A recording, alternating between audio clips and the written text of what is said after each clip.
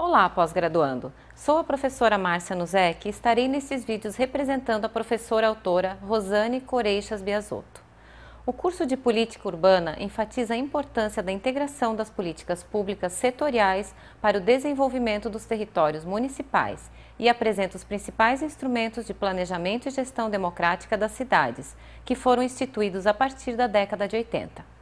A disciplina de Política Urbana e Ambiental aqui organizada apresenta as noções e conceitos que fundamentam os principais instrumentos de controle e gestão do solo urbano. O planejamento e o controle do uso do solo urbano tradicionalmente são atribuições dos municípios brasileiros. Com a Constituição Federal de 88, esse papel é fortalecido e, primeira vez no Brasil, uma Constituição traz um conjunto específico sobre a política urbana, nos artigos 182 e 183, resultado este de um movimento nacional pela reforma urbana. A formação do Movimento Nacional de Reforma Urbana envolveu movimentos sociais e diversos atores sociais ligados aos sindicatos, às ONGs e às organizações acadêmicas, dentre outras entidades atuantes no campo da política urbana.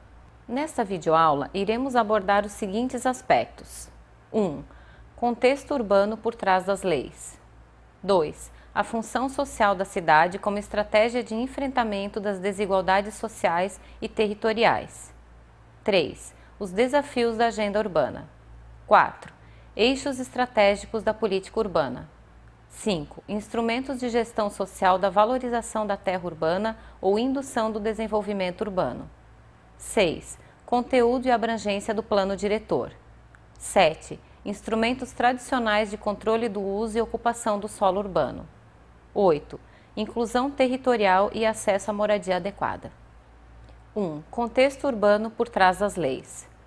No Brasil, em 1930, a urbanização é uma das faces dos processos de industrialização. Nas décadas de 40 e 50, as taxas de crescimento da população urbana se aceleram e na década de 60, a população urbana ultrapassa os 50% de habitantes do país.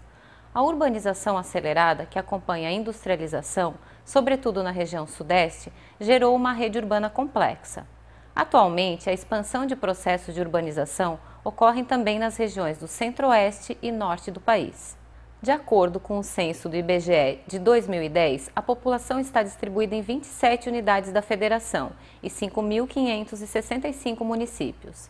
A concentração da população nas grandes cidades, sobretudo na região sudeste, 42% da população do país, não se deu de uma maneira planejada e não foi acompanhada de uma infraestrutura adequada nas áreas urbanas que atraíram as populações. A precariedade dos assentos urbanos evidencia-se pela infraestrutura inadequada, irregularidade urbanística e fundiária e carência de equipamentos sociais e urbanos, escolas, creches, postos de saúde, hospitais, praças, entre outros. É difícil atender especialmente as demandas das populações mais pobres. As cidades têm se reproduzido de maneira desigual no acesso à moradia digna e na oferta dos serviços de saneamento básico e de transporte público. A tabela em sua tela mostra sobre a evolução da população brasileira por situação de domicílio rural e urbano, segundo os censos demográficos do IBGE. Demonstra em 2010 cerca de 84% da população que mora nas cidades. 2. A função social da cidade como estratégia de enfrentamento das desigualdades sociais e territoriais. A Constituição Federal, em 1988, e a aprovação da Lei Federal nº 10.257 de 2001, denominada Estatuto da Cidade, é essencial para iniciar o estudo sobre política urbana no Brasil.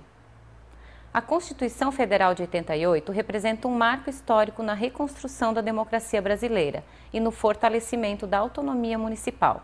A política urbana está fundamentada nos princípios da função social da cidade e da propriedade. O Estatuto da Cidade, baseado nesses princípios constitucionais, função social da cidade e da propriedade, estabelece as diretrizes e cria os instrumentos que visam, na sua origem, a promoção do direito à cidade e do direito à moradia digna, como estratégia de enfrentamento das desigualdades sociais e territoriais emergentes. Há 3 fases chaves que representam o processo histórico de mudança que vem ocorrendo no marco normativo da política urbana no Brasil, desde a década de 80. Fase 1. Pré-constituinte. desde o final da década de 70, marcado pelos debates em torno do crescimento desordenado, sobretudo das grandes cidades, e início dos anos 80 com o processo de abertura política até a promulgação da Constituição Federal de 88. Fase 2. Pré-Estatuto da Cidade. Desde a promulgação da Constituição Federal de 88 e vai até a aprovação do Estatuto da Cidade em 2001. As cidades com mais de 20 mil habitantes passam a elaborar seus planos diretores, baseado nos princípios constitucionais da função social da cidade e da propriedade urbana. Fase 3. Pós-Estatuto da Cidade. Tem início em 2001 e se estende até os dias atuais, com a reconstrução da política habitacional do país, com novos planos diretores elaborados, iniciando-se uma fase de debate sobre os desafios do planejamento e gestão das cidades. O marco normativo da política urbana é importante para compreender o papel do poder público municipal e da sociedade no planejamento e gestão das cidades a partir da Constituição Federal de 88 e da aprovação do Estatuto da Cidade. A construção dos marcos jurídicos da política urbana é um processo histórico que requer permanentemente aperfeiçoamento e correções de rumo. Reconhecer essa dinâmica é essencial para avaliar criticamente as decisões e os pactos sociais que são inerentes ao processo de planejamento e gestão das cidades. O município deve desempenhar um papel de protagonista na condução do planejamento e gestão do solo urbano.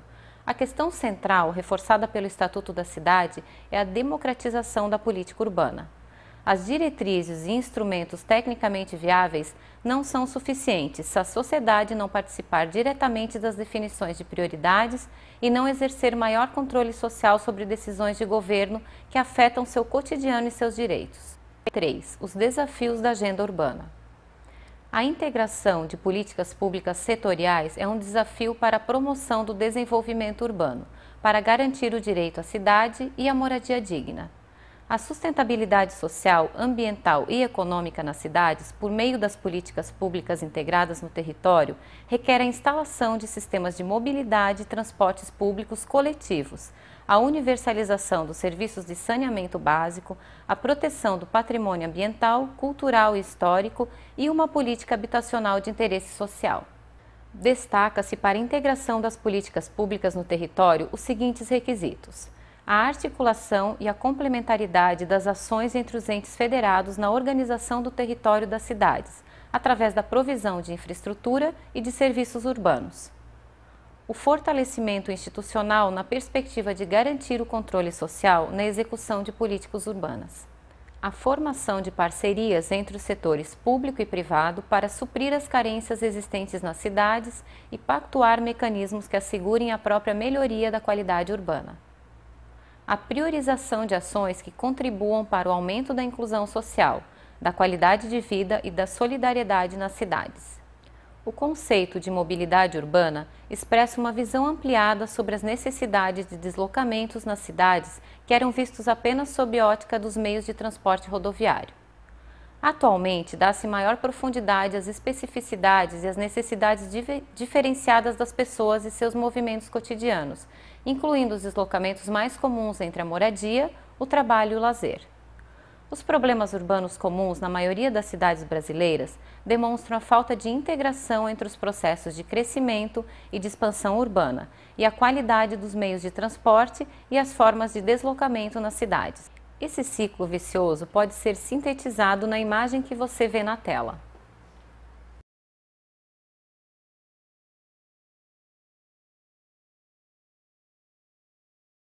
A qualidade do desenvolvimento urbano inclui o atendimento às demandas dos usuários frágeis dos sistemas, tais como as crianças, as pessoas com deficiência e os idosos.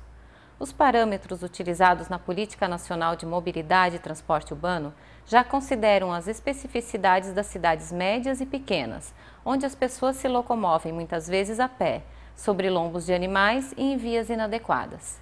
As bicicletas têm sido valorizadas e priorizadas em substituição aos meios de transportes individuais.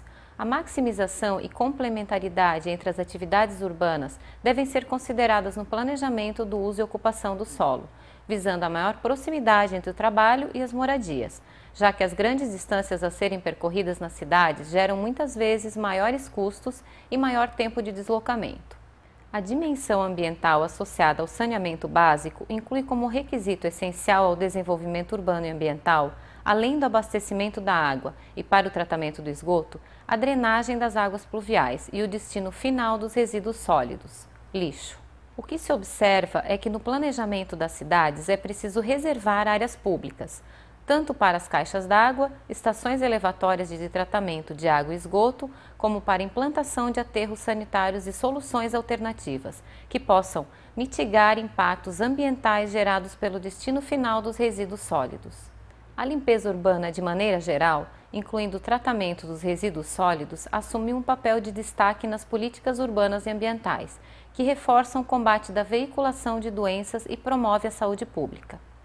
A dimensão ambiental associada à promoção do saneamento ambiental inclui, entre outras, a prevenção da contaminação de cursos d'água e lençóis freáticos, além das questões sociais relacionadas aos catadores, ou pressões causadas pela localização de determinadas atividades econômicas.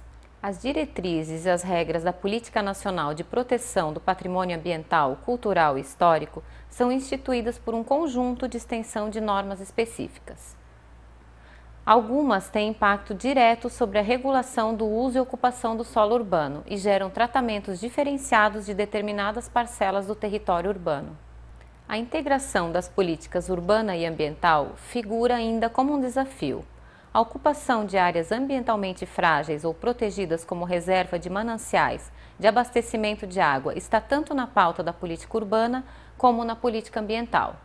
As interfaces entre o instrumento tradicional do zoneamento urbano e as unidades de conservação ambiental instituídas por norma federal são abordadas no capítulo 2, assim como as interfaces da política de proteção do patrimônio histórico e cultural. As limitações e as determinações a serem observadas no planejamento do uso do solo devem estar associadas à identificação de áreas e espaços da cidade que precisam de orientações específicas voltadas para a proteção ambiental e proteção cultural e histórica. A ênfase de ser na proteção e conservação do espaço construído e na promoção e apoio ao desenvolvimento de atividades que proporcionem a reprodução da diversidade cultural, incluindo diferentes comunidades. Destacamos a mobilidade urbana e o transporte, o saneamento ambiental e a proteção ambiental, cultural e histórica, a partir de conceitos e noções que pressupõem a integração de políticas públicas para a promoção do desenvolvimento urbano, visando novos padrões de crescimento e expansão das cidades. A intenção é ressaltar que o planejamento e a gestão do solo urbano envolvem uma compreensão mais ampla sobre a dinâmica de reprodução do território. A integração das políticas setoriais no território pressupõe um processo de planejamento e gestões das cidades, que propicia o aperfeiçoamento de mecanismos de articulação entre as ações nos 3 níveis de governo, federal, estadual e municipal, assim como a integração das políticas setoriais que normalmente são coordenadas pelas administrações municipais. 4. Eixos estratégicos da política urbana. No capítulo 3 dos Cadernos de Estudos de Política Urbana Ambiental, são apresentadas as diretrizes do Estatuto da Cidade, visando o desenvolvimento urbano e garantia do direito à cidade, a partir de 6 eixos estratégicos que são: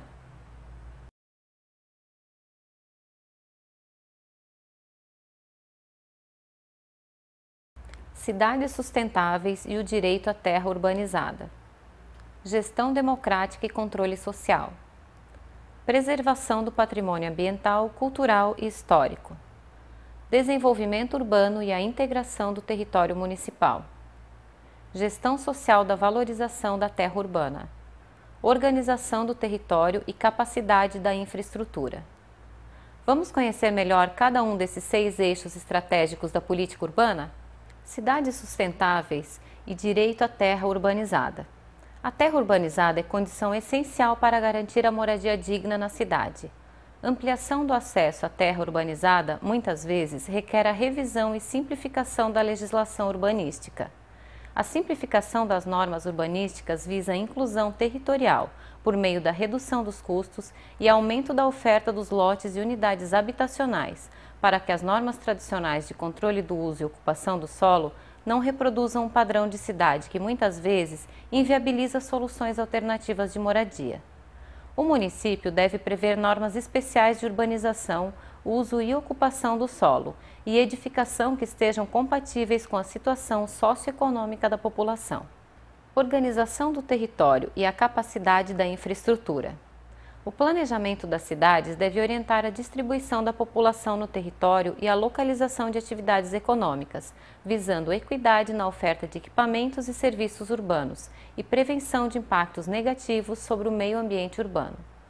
A oferta dos equipamentos e serviços urbanos e comunitários e a garantia do saneamento ambiental, da mobilidade urbana e do transporte público de qualidade e a proteção da conservação do patrimônio ambiental devem ser feitos para atender os interesses e as necessidades das populações locais. Preservação do patrimônio ambiental, cultural e histórico.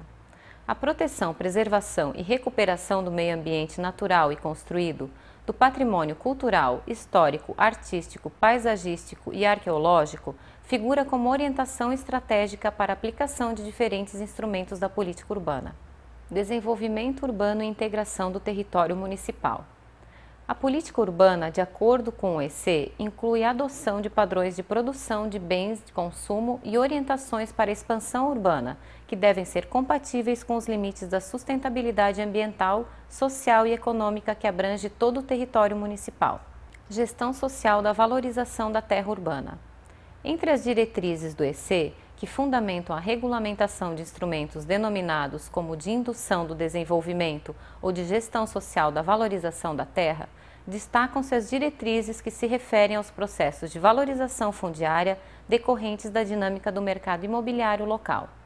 O processo de urbanização produz valorização do solo e essa valorização, em grande parte, é resultado de investimentos públicos concentrados em determinadas áreas da cidade.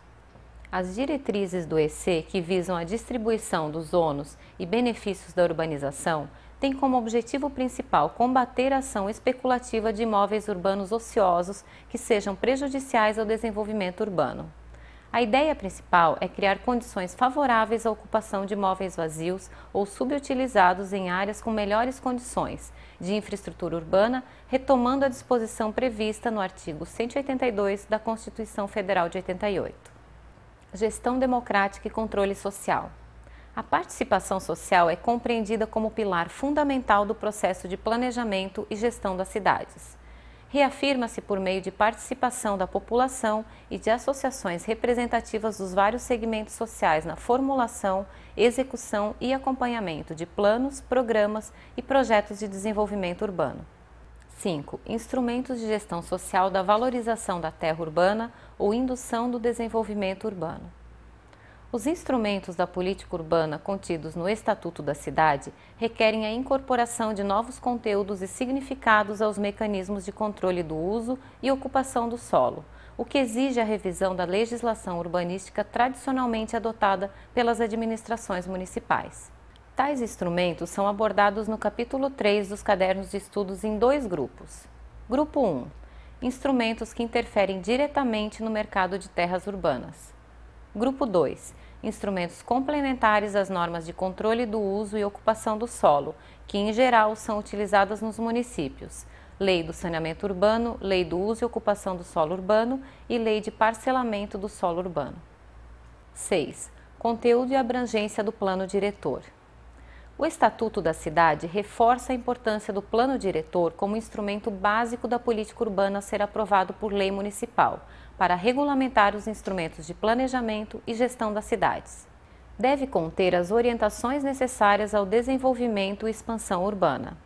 As orientações expressas no Plano Diretor devem assegurar o atendimento às necessidades da população, seguindo as diretrizes do Estatuto da Cidade. Essas orientações devem ser suficientes para que a propriedade urbana cumpra sua função social. A propriedade urbana cumpre sua função social quando atende às exigências fundamentais de ordenação da cidade expressas no Plano Diretor, assegurando o atendimento das necessidades dos cidadãos quanto à qualidade de vida, à justiça social e ao desenvolvimento das atividades econômicas. As disposições dos instrumentos previstos no EC em relação ao desenvolvimento urbano criam novas possibilidades de intervenção pública para garantir a promoção do acesso à terra e à moradia adequada.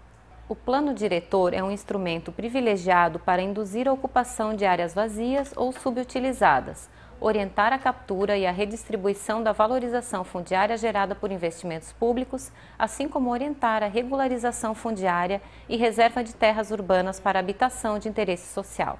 A regulamentação dos instrumentos com potencial de intervenção no mercado de terras urbano, entretanto, não se faz da noite para o dia. As dificuldades são reconhecidas, mas a possibilidade de construção de cidades menos desiguais exige que os agentes municipais atuem de maneira mais proativa na condição de crescimento e expansão das cidades. O desafio atual do planejamento e gestão do solo urbano é dar concretude às diretrizes do EC por meio de práticas e gestões renovadas. Nesse contexto, a vinculação entre os instrumentos orçamentários municipais e o plano diretor visa maior objetividade na utilização de mecanismos de controle do uso e ocupação do solo urbano. 7. Instrumentos tradicionais de controle do uso e ocupação do solo urbano. Regular e controlar o desenvolvimento urbano por meio de normas de uso e ocupação do solo urbano é uma atribuição tradicional dos municípios brasileiros. O plano diretor atualizado e a atualização das normas urbanísticas são condições essenciais para uma boa gestão do solo urbano, assim como o aperfeiçoamento dos procedimentos de licenciamento urbano, fiscalização e monitoramento dos processos de produção e reprodução social da cidade. A gestão é um dos aspectos mais relevantes do planejamento urbano, com impactos e influências nas normas urbanísticas sobre os processos de expansão e crescimento das cidades. Atualizar os parâmetros urbanísticos e modernizar os mecanismos de gestão do solo urbano é fundamental para a renovação do planejamento, prevendo maior participação social para o que de fato as regras surtam efeitos desejados. As normas urbanísticas que integram o planejamento e gestão do solo urbano enfocam dois aspectos centrais. Embora orientado por um conjunto expressivo de normas federais, dependem fortemente da capacidade dos municípios atuarem de maneira proativa na indução do desenvolvimento urbano. Não há uma maneira única de regulamentá-los, pois dependem das condições políticas, institucionais e técnicas disponibilizadas nos municípios. 8. Inclusão territorial e acesso à moradia adequada. No último capítulo dos cadernos de estudos, são apresentadas interfaces entre a política habitacional e o ordenamento territorial, incorporando instrumentos de planejamento e gestão do solo urbano previstos no Estatuto da Cidade.